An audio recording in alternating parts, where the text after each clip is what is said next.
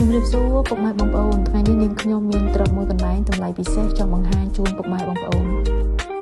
ទ្រព្យនេះគឺតម្លៃពិសេសមែនទែនបងប្អូនហើយស្ថិតនៅទីតាំងដ៏ល្អនៅលើផ្លូវបេតុង15ម៉ែត្រ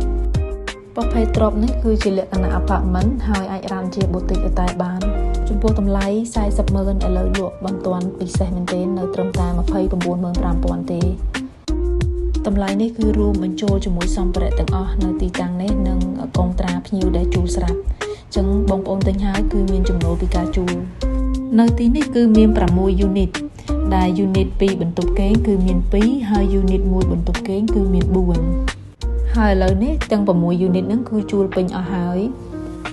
បច្ចុប្បន្ននេះអគារគឺមាន2ជាន់ហើយគ្រឹះអាចសាងសង់បាន2ជាន់ទៀតចំពោះទំហំដីគឺ10 គុណជាមួយនឹង40ហើយនៅក្នុងប្លង់រឹង396ម៉ែត្រការ៉េរងចាំអីទៀតបងប្អូនតាក់ទងមកដាក់ការគុណ Realty ឥឡូវនេះប្រយ័ត្នទិញអត់ទាន់អ្នកស៊ីមរៀប